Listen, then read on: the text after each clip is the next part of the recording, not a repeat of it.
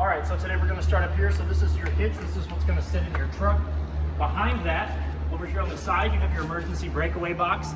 This cable here will connect somewhere on the bed of your truck, and if for whatever reason this big guy comes off of your truck, this will pull the emergency brakes and it'll keep it from rolling back down the road. Back behind it, you have your 7-way. This is what's gonna plug into the truck, and it's gonna provide you with your turn signals, your brake lights, your running lights, and it's also gonna charge your battery while you've got it connected. Behind all of that, we've got our first front storage compartment. If I open that up here, it does have a catch, so you can keep the door open if you want, so you can put stuff in it. But up in here, you also have access to your 2 jacks. One is over here exposed, and the other one is behind this wall here. On the side of that wall, you do have your battery disconnect. Your battery disconnect is currently on, and when you are using your camper, you do want it on. But if you're going to store your camper for the season, you can go ahead and turn that to the off position, and that will actually conserve whatever life is left in your battery, so that way when you're storing your unit, it doesn't drain it.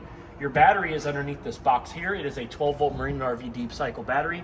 We keep it in that they're kept in this box to kind of keep the elements and stuff away from the terminals, as well as the box is vented, so that way you don't have to worry about any sort of overheating or fumes or anything like that. You also have access to your jack system there, so all those fuses and stuff, if any of your jacks ever give out, that's the board that's going to have all of your fuses, as well as the diagram for hooking up 2 batteries if you do want to purchase a secondary battery, okay? We're going to go ahead and undo the catch, lower the door back down. So on this side of the door, you actually have an on and off light, so you can see what's going on in this front side compartment. On this side, you have your battery vent, you have your docking light switch, so if we flip that on, that's going to turn on the docking lights. So not only are those used for lighting while you're outside hanging out of your camper, but you can also use those to make sure that you know where you're backing up to, because those lights are directly on top of the hitch there, so that way you can use those to unhook and hook up to your unit. As well as you have a solar on the side port here, so if you do have a portable solar kit, you can connect it to here and you can run that solar on the inside of your unit. We're gonna come over here to the side while we watch my head. So here you do have a couple important stickers. So we're gonna start off with your VIN. This is just like the VIN number for your vehicle. You've got your tire and loading information. That's gonna tell you the size of your tires, and it's gonna tell you the PSI, which should be 80. Not only are they on this sticker, but they're also on the side of the tires. And all 5 of your tires, that's the 4 on the unit and including the spare, they've all been checked, and the PSI is sitting anywhere between 78 and 80 PSI, okay? The next sticker down is your manufacturing sticker. That's going to have who manufactured it, when it was manufactured, the VIN number, the tire size, the rim size, the gross weight of the unit as a whole, the gross weight for each axle as a whole, and your VIN number down here. The last sticker that we're going to go over is your lug pattern sticker. So depending on how many lugs are on your tires, are on your wheels, you have a diagram here for each one of those patterns, and it's going to tell you how many foot-pounds those need to be torqued to, which is 100. All 4 of your tires have been torqued on the unit at 100 foot-pounds, and the spare tire on the Farrier up underneath does not have to be torqued because it is held up with a tension spring, okay? So now we're going to move past that. We're going to go on to the front side storage compartment, which is your first propane cylinder compartment. So this is a 30-pound tank that is full, other than what we use to PDI the unit. It is fed into the unit with an auto change regulator that's actually on the door side compartment. So you have one 30-pound cylinder on this side, and then another 30-pound cylinder on the door side, okay? And that one's gonna have your regulator in it, okay? That's gonna be the device that we're gonna go over, that's gonna let you know which tank is full, which tank is empty, which tank the unit is currently drawing from. Both of your propane doors are vented, so you don't have to worry about fumes. This next larger compartment is the off-door side of your pass-through compartment. So if you can see, you do have a door on the other side. There are a few things on the other side that we'll go over when we get to that side. But on this side, you have your auto leveling system and the auto leveling instruction sticker, okay? So what you're gonna do is you're gonna turn this on. When you get to your destination, you're gonna raise up the front jacks. You're gonna unhook the hitch, raise up the front jacks, which is gonna raise it up off the truck. You're gonna pull the truck out from underneath it, and then once the truck is a safe distance away, you can actually hit auto level, and your front jacks they'll lower down, and then the rear jacks, if you can see them, they're actually down right now because this unit, I auto leveled it. So this is how you're gonna auto level and get ready to hook up your unit, okay? We'll go ahead and turn that back off. We're gonna open up this side compartment, and this one's gonna have your water control station in it. So we're gonna start up here at the top. So you've got your water filter over here. So what this does is there's a water filter new in shrink wrap in the owner's bag. When you're ready to put that in, you're gonna remove this with this ridge tool here. You're gonna make sure that your water systems are off, and then you really wanna make sure that your low water drain points are open as well when you go to take this off, because there's pressure in this once you start filling this up. So you open up your low water drains, you relieve some of that water pressure off the lines, you'll take this off, you'll sink that water filter in there, and what that water filter does is whenever you're filling your tank, whether it be through the power fill tank or the freshwater tank, as soon as you turn your pump on, this will fill with water, and then that filter will help filter out all the impurities in it, okay? Actually, it's right here. It's not in the owner's bag, it's right here. So you'll take the shrink wrap off of this, you'll take this out, you'll sink this down in there. Make sure that the cap fits onto this, and then you'll raise that back up and you'll tighten it back. We're gonna start up here. So this is where your outside shower slash sprayer's at. You've got hot on the left and cold on the right. To undo your sprayer hose, you're gonna push back on the white knob. You're gonna pull out your hose. And then to put it back in, you push back. That's gonna release some tension off of the locking mechanism. You're gonna insert your hose back in there. That's gonna become flush. You're gonna give it a gentle tug just to make sure it's nice and secure. You do have a water switch or a water pump switch here. Now this is going to be the same switch that's on the inside of your unit. So if you're gonna turn it on at the inside of your unit, you do not wanna try to turn it off here. You have to turn it off at the switch that you've turned your water pump on with. So you either want to use this switch or use the one on the inside. Now, if you do use this one, this light will turn on to let you know that your water pump is on, but the switch on the inside of your control panel will not be illuminated to show you that it is on. So always remember, if you use this switch out here, come out here and turn it off, because they don't communicate with each other. Down below that, you have a sticker of the 5 diagrams that your valves need to be into in order to get to your 5 different water systems. So the first one, the top left one, is your dry camping. So the valves need to be in that orientation for your water pump to draw from the fresh tank to power to give you water throughout your unit. The one underneath that, the power fill tank, that is what you're going to hook your hose and regulator up to this port here. And I always recommend a regulator because it keeps the water pressure between 40 and 50 PSI. Anything higher than that, and you do run the risk of your lines becoming disconnected and having a wet mess in your unit, okay? Nobody wants that. So, but this power fill tank station fills your fresh tank from the city water connect. Your city water is when you the Parker campground that you're staying at is providing you with water. You turn the knobs to the city water connect orientation, and you never have to turn your water pump on or use the water in your fresh tank, okay? The next one over is for winterizing, and then the bottom one is for siphoning, for sanitizing your tank via the pump, okay? Below that, again, we have our city water connect slash our power fill tank. So this is where you're gonna hook the hose and regulator to use city water and to fill your fresh tank if you wanna do it through the power fill.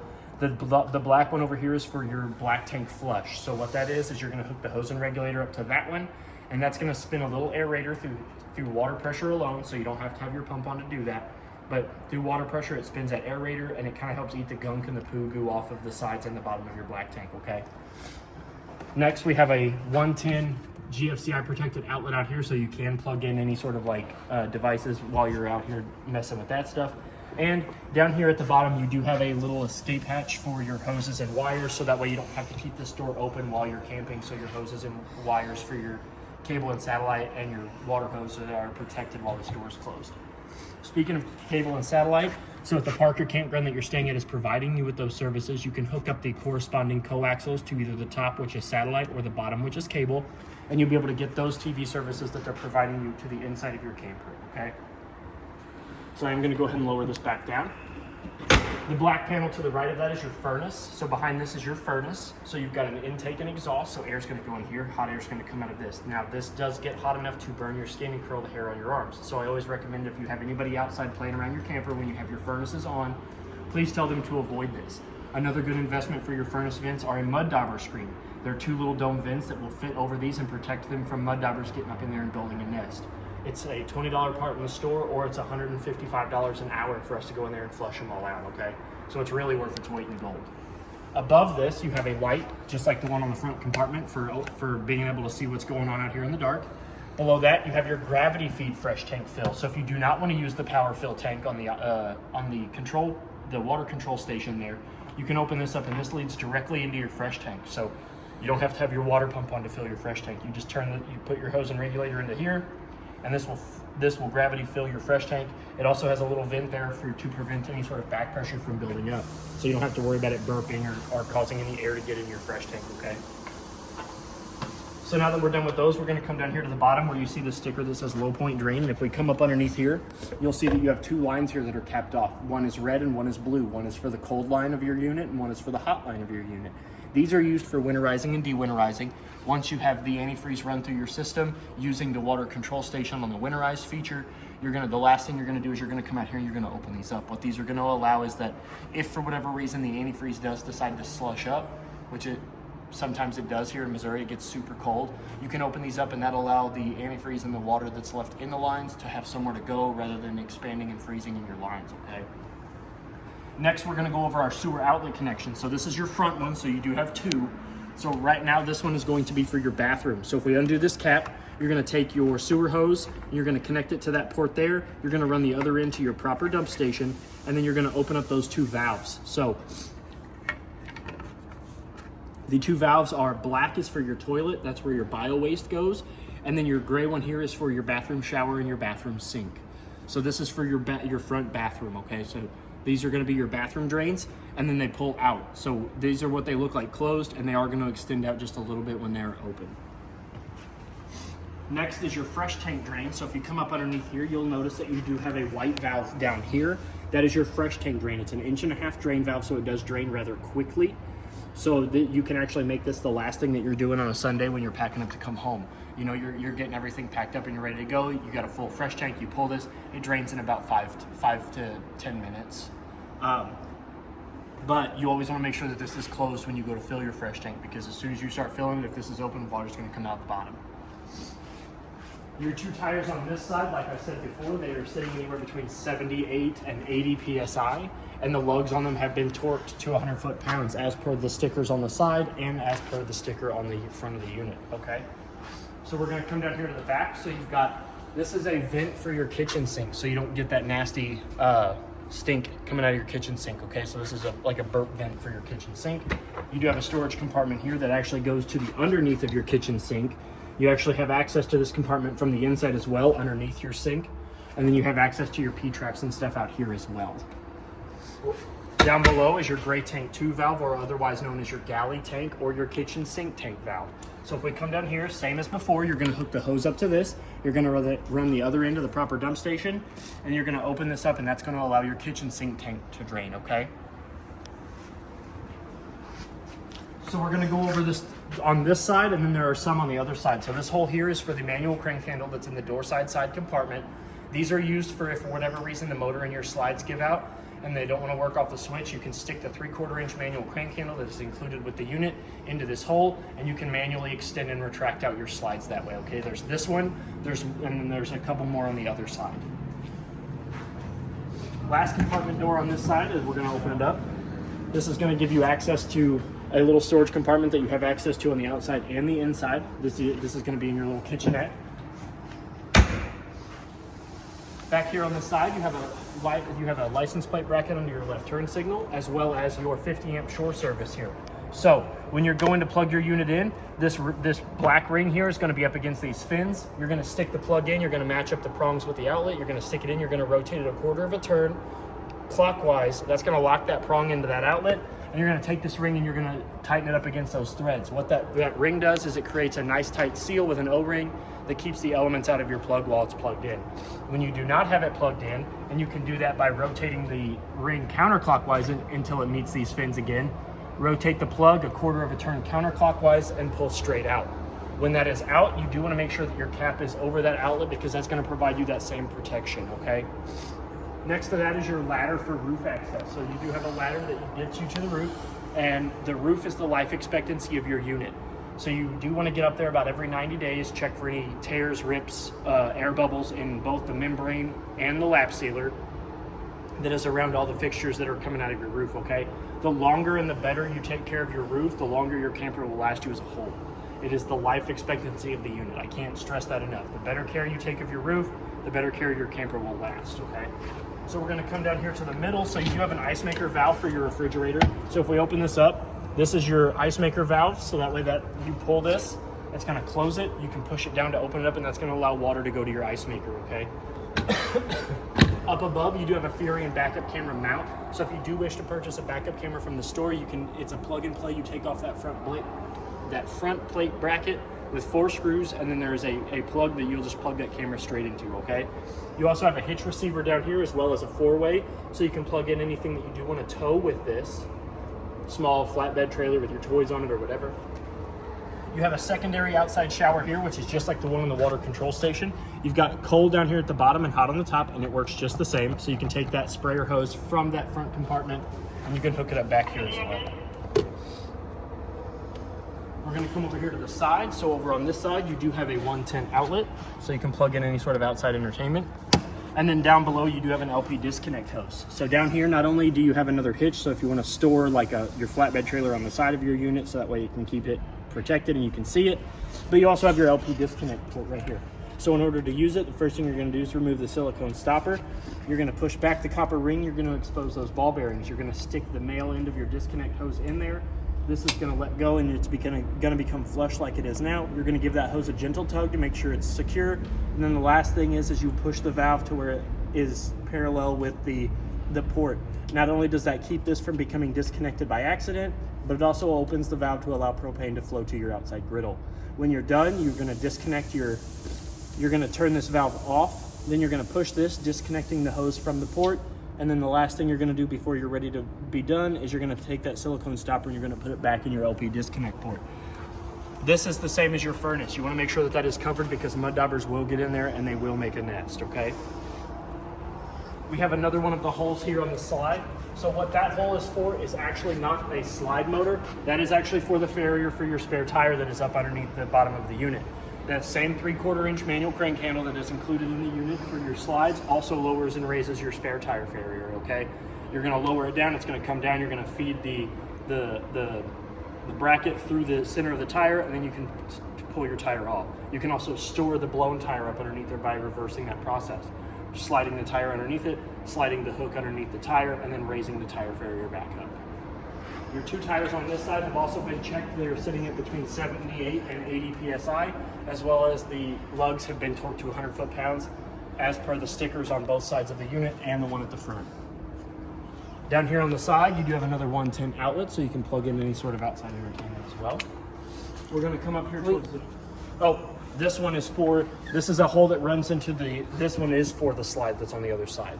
So you have a couch slide on the other side of this, and this is for that one. So if for whatever reason the motor gives out, you're gonna use that manual crank handle on this one, and it's gonna push and pull in that slide for you.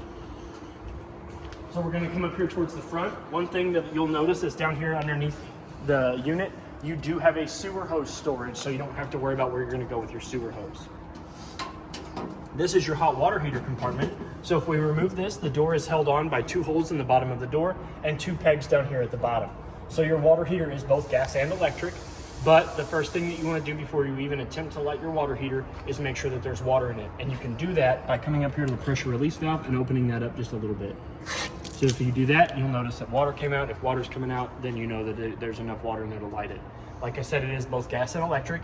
And if you try to light it on gas at the compartment on the monitor panel on the inside and it doesn't want to light after 3 to 4 attempts, you can come out here and you can press this and it'll reset the breaker and it'll attempt to relight itself. Down below that is your electric element. So if you turn on the electric element on the inside, this is where that's at if for whatever reason you do need to replace it.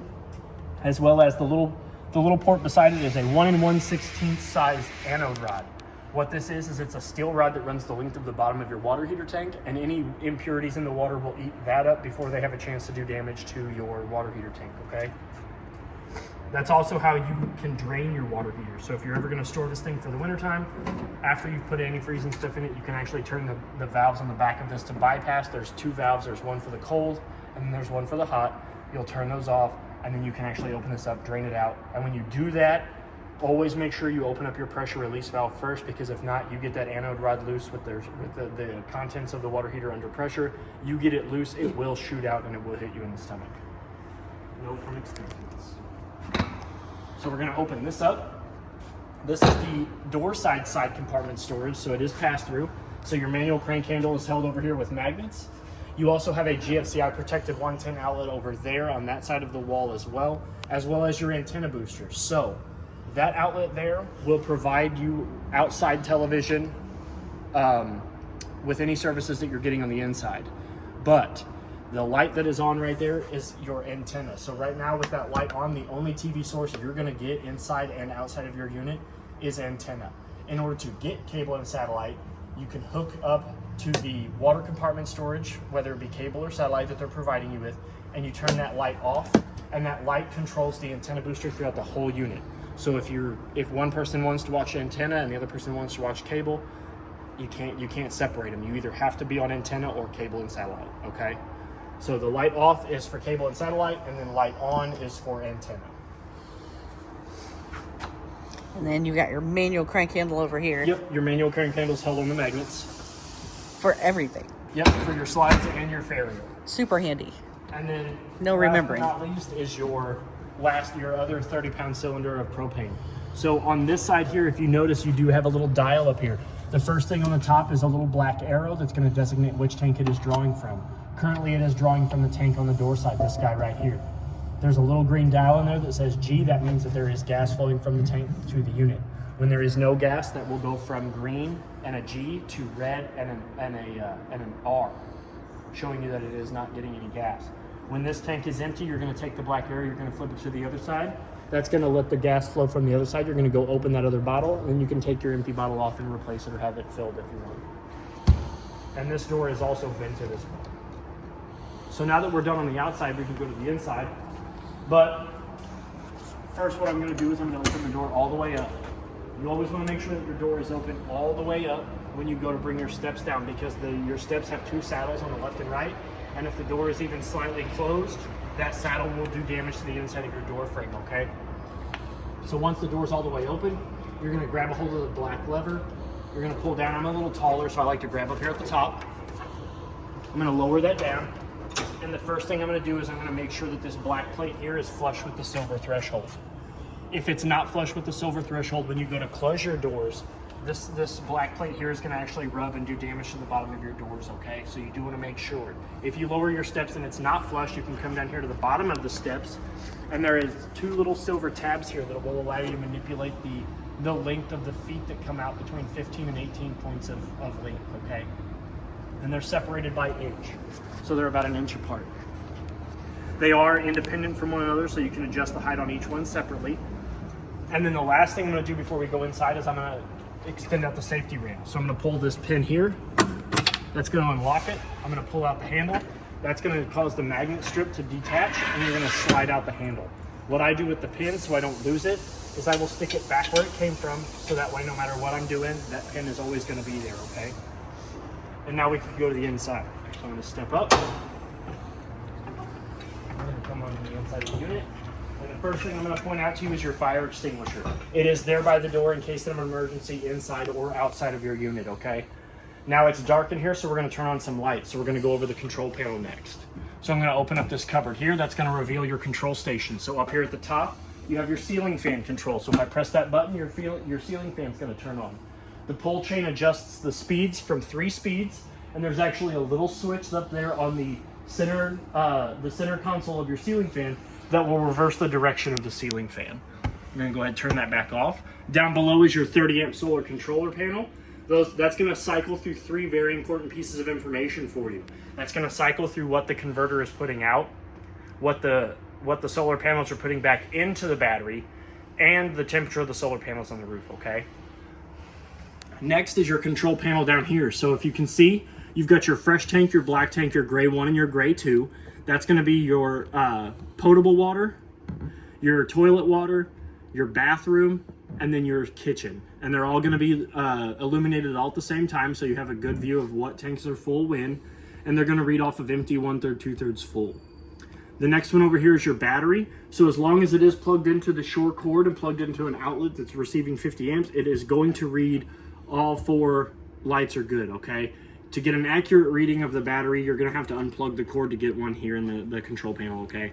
Next is your lights. So you've got your awning light, which if I press that, it's going to turn dark blue, and that's going to turn on a strip of LEDs that run the length of your awning tube. Now, we're going to turn it off, and it goes back to being white. So the next one is your step lights, which is going to turn on a little LED right there, and also on the outside of your unit right next to your steps. Next is the accent lighting, which if I turn that on, that's going to turn on the LEDs up here in your cabinet. I like those. Then you've got your interior lights, which turn on all of the ceiling lights. And then you've got your bedroom light, which turns on the lights in your bedroom. The last button over here is for the WeRV Bluetooth app, so you can actually download the WeRV app. You can hit that button, that will make your camper discoverable. You're gonna go into your phone, you're gonna find that, and then you have access to all of your light controls and stuff like that from that app, as well as your awnings and stuff like that. Below that, you have your water heater on gas. So if the propane bottles are open and you've got water in your water heater, you can click this on. You go outside, you stand next to your water heater. After about 30 seconds, you'll hear it click, and then the pilot light will attempt to ignite. Once it ignites, you'll see the flame. You'll hear the flame, and you're good to go from there. The next button over is your water heater on electric. So like I said, your water heater is both gas and electric, and this is a way to preserve the propane in your unit if you don't want to use that to heat your water. But I do recommend turning on your gas one first, letting it get nice, good, and hot, turning that off, and then turning your electric one on, okay? So that's gonna conserve your propane, but it's also gonna provide you with hot water. This next button here is your water pump. As soon as we press that, if the valve is in dry camping mode, it's gonna start siphoning water from the fresh tank throughout the water lines of your unit. If it's in winterized mode, it's then going to start sucking from the winterized portion, which is the City Connect, from whatever antifreeze junk you've got through the water lines of your unit. Next one over here is your tank heaters. Now this one's kind of important. So your tank heaters are not an alternative to a water heater. They are not going to get your water even warm. They're just going to keep it tepid or above 32 degrees. That is just designed to not freeze up your holding tanks, okay? Next is your awning one. So if I hold extend, your awning one is going to be the one right above the entry doorway. Now your awnings, both of them, you have two. Your awnings are one of the most expensive repairs on your unit, okay? So if you're gonna step away from your camper for more than 5 minutes, I do recommend bringing your awning back in. We're gonna try to see if we can get it to go all the way out, and I'm gonna go over its features. So when you're extending out your awning, once you get it to the appropriate distance, you do wanna stop it. So we're gonna stop it right there. That's about where you want your awning to stop at. You're gonna see that skirt is hanging as straight up and down. It doesn't have to be perfect, but you do want that mostly hanging straight up and down. That's gonna provide the skirt with enough canvas to do its job, as well as provide your top canvas with enough slack so that way a stiff breeze doesn't come and rip it off of the arms, okay? While your awning is out, if you notice these two arms here, you've got one on this side and one on the other side. These can actually bend down to create a steeper pitch on this side or the front of your awning. And these, what I'm telling you, go for this awning and the awning above the slide here, okay? So if it's raining or sunny and you want to protect yourself better from that, you pull on these. That's gonna create a steeper pitch to keep the sun and the rain out. But when you go to bring your awning back in, you do wanna make sure that these are back to being as straight as possible, okay? That's gonna allow your awning arms to come in and out more fluid, and they're gonna do a better job of coming in and out, okay? So now that we're done with that, I am gonna bring the awning back in because I like to practice what I preach. So I'm gonna hold retract. If I hold extend to bring it in, what it does is it makes the tube go to the top of the canvas and it rolls it in back up in reverse, and we don't want that. No. We want the tube always at the bottom of the awning canvas, okay? And like I said, whatever rules I'm telling you for this front awning also go for the rear awning as well. So I'm not gonna go over that one as well.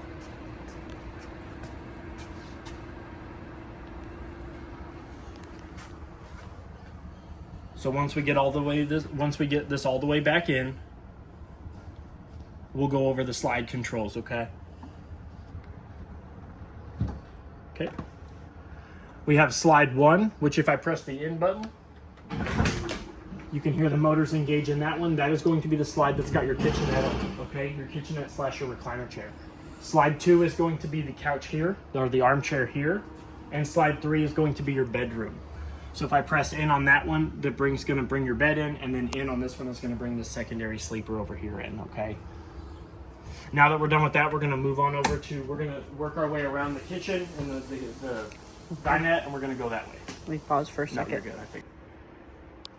All right, so now we're gonna work our way across this slide. So we're gonna turn on some lights. So as you can see, you've got two LEDs here above the armchair. If I press this button here, it's gonna turn those lights on.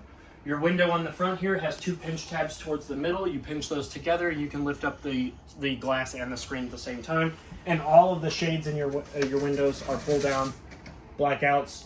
You can pull them down, set them where you want them, and then to get them back up, you let go and they'll slowly go back up. The window back here on the big side, it has two privacy windows on the bottom that open up by rotating the dial clockwise, which is gonna push the windows out.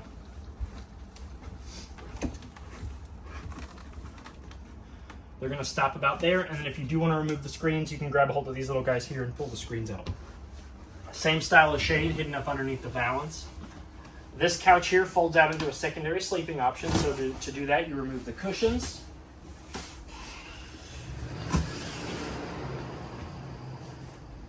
We're going to grab a hold of the bottom of the sitting cushions. We're going to pull outward. We're going to extend out the feet.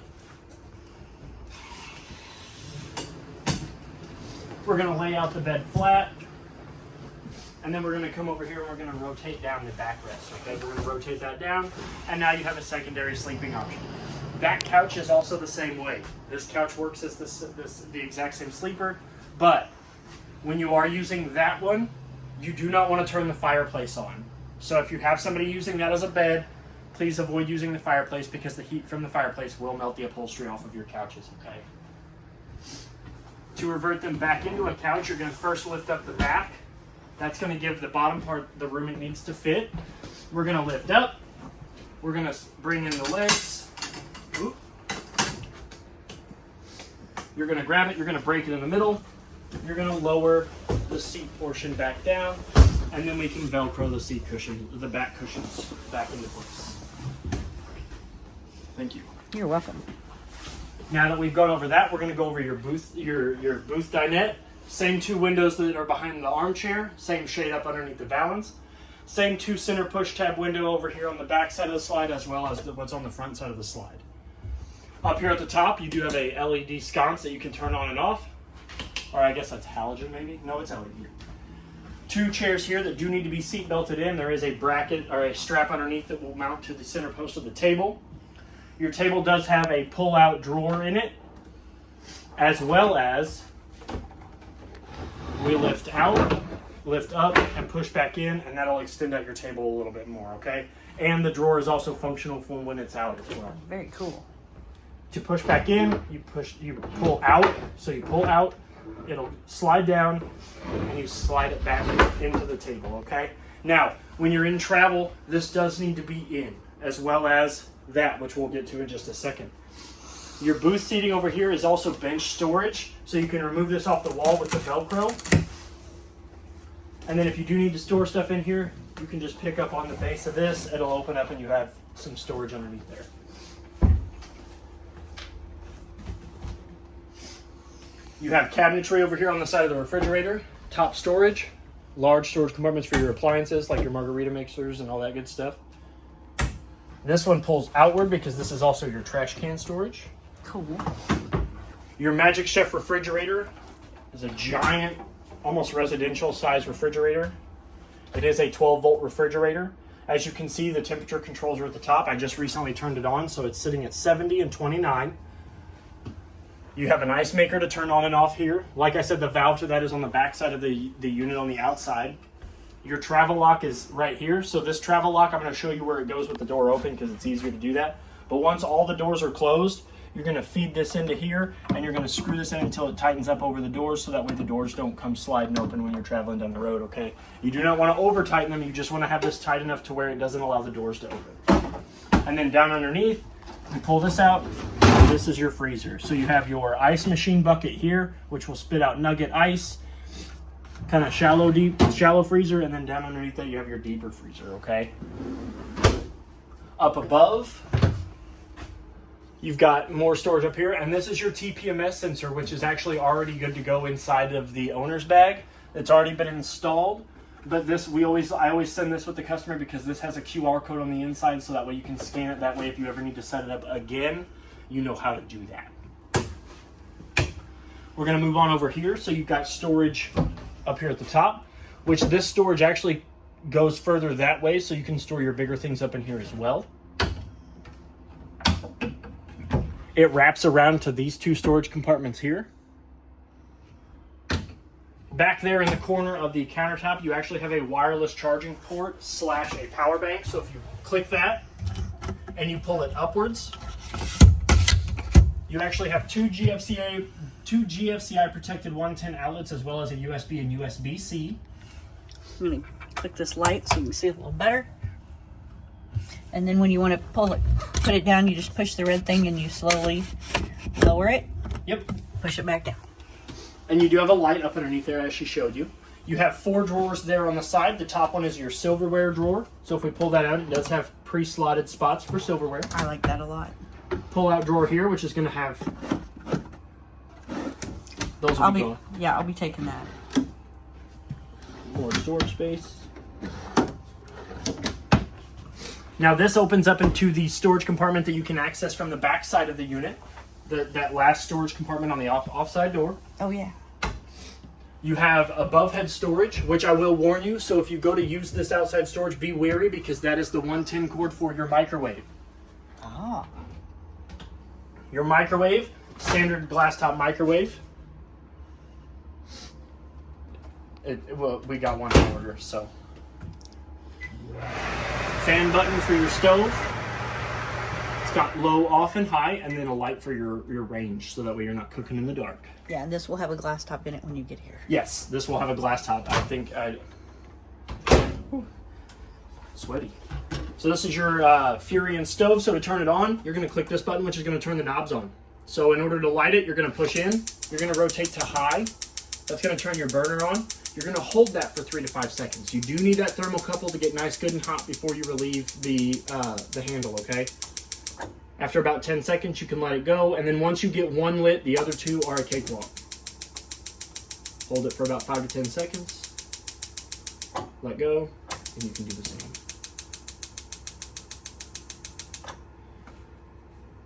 To turn them off, you just rotate the knobs back to the off position. Your stove works by first turning on the stove light. Second most important thing is open the door. You never want to try to light your stove with the light your oven with the door closed. So now we're going to go to the knob on the far left. I'm going to push in, rotate to the flame icon. That's going to attempt to turn on your pilot light.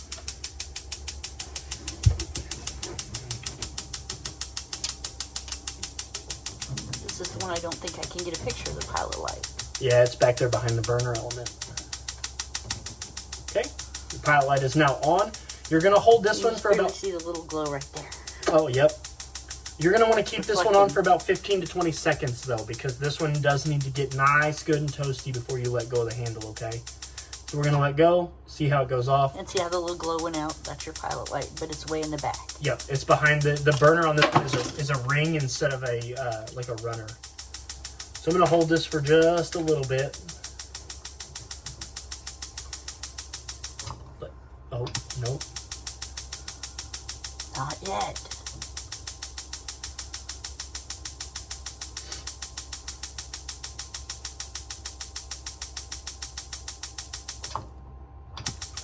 It's very stubborn today. You can do it. You can do it. Come on, oven. You can do it. I'm petting the door. There. That was it. I needed to pet the door. And there it is. It's lit. And then to turn it off, you just rotate the knob back to the off position. And I always recommend if you've used your oven to kind of hold it open, let the fumes and the heat get escape. But since we've only had it on for a few seconds, I'm going to go ahead and close it back up. Underneath the bottom, you got your broiler storage. It's not really a broiler. It's just storage. You've got more cabinet space underneath that. 2 more of those power banks. One over in the corner. Your windows in your kitchen are those privacy windows that rotate clockwise.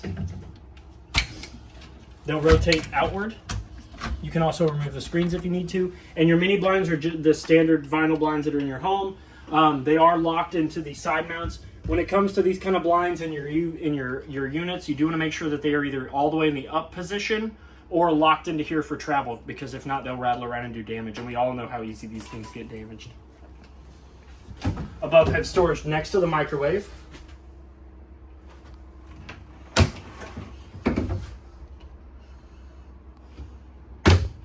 More storage underneath the sink.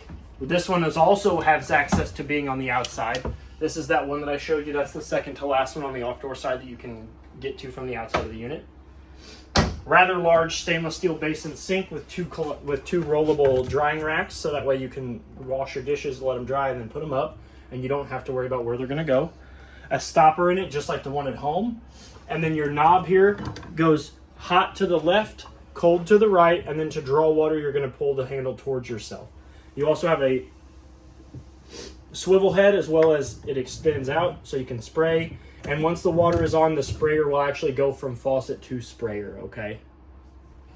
And you have a push button light, just like the other side. So you're not washing dishes in the dark. All right, so now we're gonna go over your collapsible countertop. So it does need to be down in travel because it will butt into the table and either do damage to the table, the countertop, or both. So you're gonna lift up on the handle. You're going to lift up. You're gonna make sure that the two arms are locked into place. And then now you've got your countertop, okay? Now, in order to bring it back down, you're gonna lift up. You're gonna push the two arms back into each other. And that's gonna allow you to lower your countertop back down, okay? Again, that does need to be down in travel, but we're gonna lift it back up. I'll put it back down before I leave because there's some things hiding behind it. So you do have a master GFCI protected 110 outlet. It's got your test and reset buttons. Down below that is your Bluetooth speakers. So to turn it on, you're gonna hit the power button. It's got Bluetooth and TV, so it is connected to your TV audio. You've got Zone A, which is inside, and Zone B, which is outside. When they're blue, they are on. When they're gray, they are off. Bluetooth mode, TV audio. Turn it off, you hit the power button again. I love that it talks to you. I like that it tells you what feature is activated. And then down below that is your LP and carbon monoxide detector. That, your fire extinguisher, and your smoke detector, you need to be checking those every 90 days, or I like to tell people, check them every time you're going to use your camper. Just check them. It doesn't take that long. Hit the test button, let it do its beeping thing, let you know it's safe in here, and then you're good to go. We're going to lower that back down now that we don't need it. We're going to go over that you have a max air fan above the kitchen, which does have a remote. The remote is up here, and I'll show you that when we get to it. You also have one above the sitting area in the living room. You've got above head storage above the television. Your television that now it is on a hinge, so you can pull the strap here to unlock it, and you can actually pull it out, so that way the people that are sitting over there, you want to swivel it towards yourself, towards the sitting area, you can bring it this way. Behind it, if you can come over here and see, you do have the option for your satellite, where your coaxial will go when you want satellite, as well as the 110 outlet that powers your television. Now, if you do have your TV out like this, when you go into travel, you do want to make sure that you bring it back and you push it back into the wall, because it does have a locking mechanism down towards the bottom where the strap is at, and you'll hear it click. Once it clicks, you know that it's locked, and then to unlock it, like I said, you just pull on this cord here, okay? Your fireplace down here not only has buttons on it, but it also has a remote that we'll get to in just a second. But you have your power button, your RGB lighting button, which will allow you to change the colors. You have a dimmer button, so if you want heat but you don't want any lights in your fireplace, you can turn the lights off. And then your temperature button, so you can actually change the temperature. It'll go all the way up to 99, I do believe. Holy cow. That's hot. Yeah. And then all the way back to on, and then off, and then power button. Little storage area here for like doodads or knickknacks or whatever. Remotes? Same two windows on the front and back of your slide as the ones on the other slide. The two pinch tabs towards the middle, lift them up. Shades up underneath all of the valances. Two privacy windows behind this one. This is also your fire escape window. So instead of being a privacy window, it's a fire escape. So it opens just about the same as your privacy window. About the same distance out, but if you, for whatever reason, you do need to get out of your camper in an emergency, you're going to push this whole thing out, pull your screen, and then jump out the window, preferably feet first, okay? This couch here folds out to the same way that the one over there does. This one just makes a little bit smaller of a bed. A light switch here for the two LEDs above the slide. You've got a privacy window and shade on this side of the unit, as well as large storage above. This is your owner's bag. It's going to have your toilet paper holders, all of your information, your TPMS sensor, which is what I showed you in that front cabinet. It's already all good to go for the unit. This is your max air fan remote and its holder, so you can mount this somewhere. But in order to turn it on, you're going to be pointing at the unit. You're going to turn the remote on, and then you're going to hit the open vent, which is going to open the vent. And then you're going to set the temperature. Right now it is set to...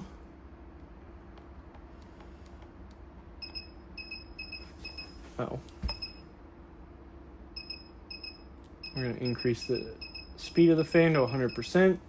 And then we're going to decrease the fan so that way we can get it to turn on.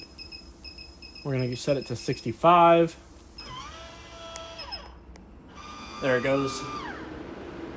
So you can actually set this fan to come on and off at a certain temperature. Your remote will be on, but it says auto, so it will turn on once it once it gets above 65 degrees. And you can change that with the plus and minus. You can change the fan speed with the bigger fan, the littler fan. This is your vent open button in case you just want to have the vent open, and you've got your power on and off. So if we hit that, it's all going to turn off. And it'll remember those settings, so you don't have to go back in every time and command those settings. And this goes for that one as well. So you have to be right underneath it. Yeah, we learned that yesterday. You also have a USB and USB-C outlet there in this small cubby, as well as 2 other compartments in the center. A GFCI protected 110 outlet over there on the wall. And my favorite thing, the 2 reclining chairs. So you've got 2 cup holders in the center, 1 on each side. Little storage compartment in here, which fireplace remote. You've got power button, Celsius and Fahrenheit, your flame button, which is going to be your colors, a timer button, and then temperature increase, temperature decrease. You've got your television remote. And these recline. With the touch of a button. And they go pretty far back. I could sleep in that. Me too. And then in the center of those 2 buttons, you do have a USB port. So if you want to charge your phone while you're relaxing, watching a movie, you can do so. Front button reclines, back button retracts. And you also have a push button light above the chairs. And an outlet over here. Yep. You have everything. Now we're going to move on to the thermostats. So you do have a touchscreen thermostat. So zone 1, we're going to go to cool. So cool is air conditioning, gas heat is furnace. Now, see how I turned the air conditioner on and the gas heat went away? So if I go in and turn the air conditioner in the bedroom on, and I go back to zone 1, how it still says air conditioner, if I turn that off, my gas heat goes away. That's a very important instruction that I want you guys to remember, is that you cannot turn your furnace on when either or both of the air conditioners are on. You only have access to furnace when the air conditioners are off. So we'll go ahead and turn, that one is on, that one is off. The bedroom one does have a heat. It does have electric heat, so heat will come out of the unit. So you can just heat up the back room if you want to, and then furnace on the front one to heat up the whole unit, okay? Then your set temperatures are down here at the bottom. That's going to change your little number, which is your set temperature. And then you've got your fan settings here. I always recommend keeping it on fan auto, just because that's going to allow the compressors to cycle, okay? And this one also has that. We're going to move on to the bathroom next. So if I step in here to the bathroom, we got 2 buttons over here. Accent lighting, main lighting. Your bathroom has a max air fan remote with it as well. Same one as in the inside. Cabinet space above. Cabinet space at eye level. Towel rack ring here. Dometic porcelain toilet. So if I lift the lid up, I put my foot down, water's going to fill the bowl. If I'm ready to send it to the black tank where it belongs, I'm going to open up the valve all the way. Your shower has a skylight, so you can shower in the beauty of nature if you want to. You've got your shower head over here with an on and off button, so if you've got your water heater running and you don't want to turn the water off, you can actually turn the water flow to the shower head off. You can get out, dry off, the next person can get in and just turn this, and the hot water's still going to be running. You've got your hot water here on the left and cold water there on the right. Plenty of cubbies for your soaps, your scrubbies, and your shampoos and conditioners, and you've also got a little seat, so that way if you want to get in here and shave your legs, you can do that as well. And you have a stopper for tiny baths. And a stopper for tiny foot baths. Now your shower door is a 3-fold glass pane door, so it does have a travel lock over on this side and this side only. This does need to be locked for when you're ready to go. Your doors will slide all the way open.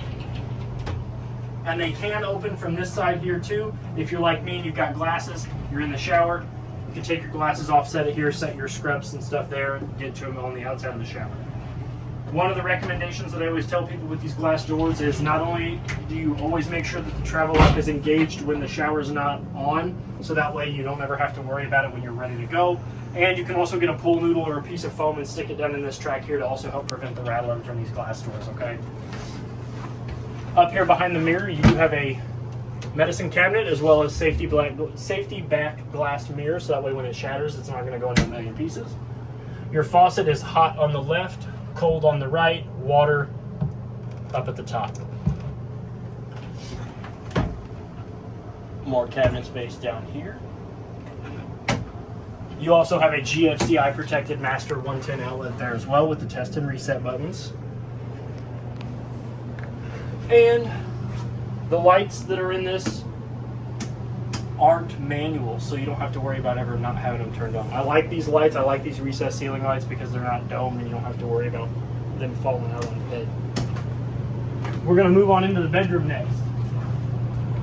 So we're going to start off with the auto detect fuse panel. So if I open that up, that's got your breakers and your fuses for the entire unit.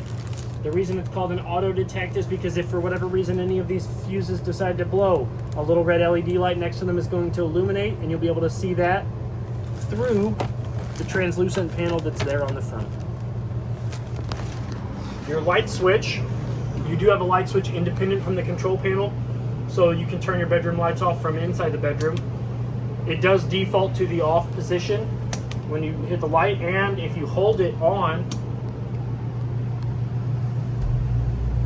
they were kind of dim, so they got to brighten up first. And if I do it again,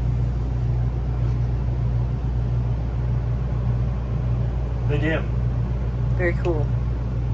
And then I'm gonna make them bright again.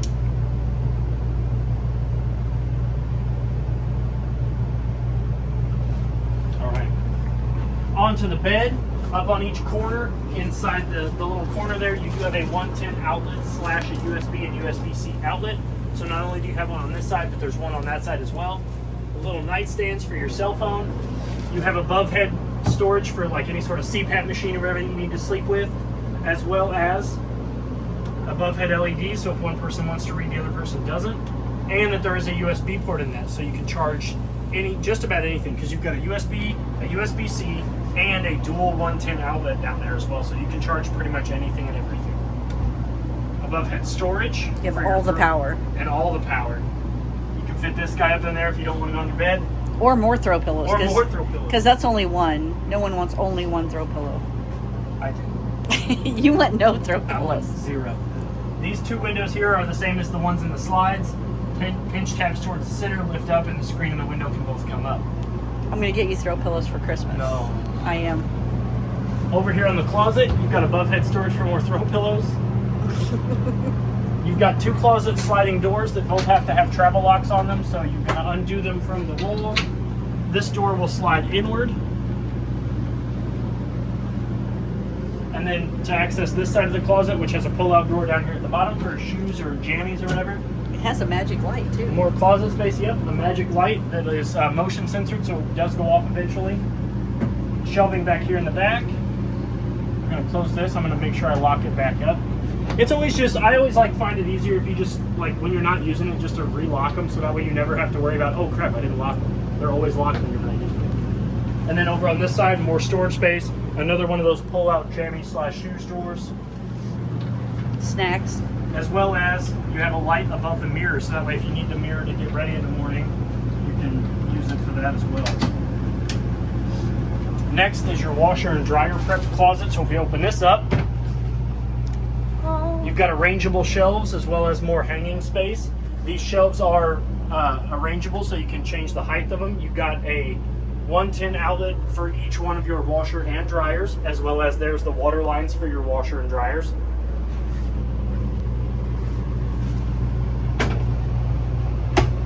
Privacy window over here on the side. You open it up, it's going to open up just like the ones in the slides. You've You've got a GFCI protected 110 outlet and USB and USB-C port there on the side of the dresser. 3 dresser drawers. The top one's going to be deep. It's also got your TV remote for the bedroom TV in it as well. Next drawer down. Next drawer underneath that. And then you've also got a cubby underneath there for your shoes. One other important thing about your bedroom is underneath the bed, you've got more underbed storage. So you can store big things like more blankets and stuff like that. Throw pillows. More throw pillows, all of them. Get them out of here. And then this window here is the fire escape window in your bedroom. So it works just like the one above the couch in the living room. Push out, open it up. If you do need to get out, you push this all the way out, pull the screen, get out feet first. Now, before we end this, I want to go over 2 things. They involve your air conditioner. The first thing is the air filters. So if we bring these grates down, you can actually pull these air filters out. You can wash these. You can run them under water. You can give them a light, gentle scrub, let them dry. You can put them back up. The reason I'm telling you that's important is because the cleaner those are, the better your air conditioner will work. The colder the air it will put out, okay? Once you put it up, you can just turn them back on. And then the last and most important thing is your dump vents. So on both your air conditioner units, you have 2 dump vents on the front and the back side. So if you come in and it's really hot and you want to cool down quickly in a bedroom, you open these up. That's going to allow most of the cold air to come out of this. Late at night, you're ready to go to bed, but you don't want all this cold air coming in on you. You can close them back up, and that's going to push the air from the unit to these white louvers that are throughout the unit. The bedroom one's going to push them out of the bedroom ones, and then the living room one's going to push them out the rest of the living room and the bathroom, okay? So it all just depends on preference at that point. But the cleaner these filters, the better your air conditioner will blow, okay? I promise you that. And about your air conditioner, I don't care what you set the thermostat to, it's really not going to get any colder than about 20 degrees than what it is outside, okay? They're designed to do that. They're not going to get you. You can set your thermostat to 30 degrees, and I can promise you it will not get to 30 degrees. There's nothing wrong with it. They are just made to only get about 20 degrees colder than what it is outside, okay? Other than that, if you have any questions, please feel free to reach out to me here at Parkland RV. My name is Trey. Happy camping and good luck. Thank you.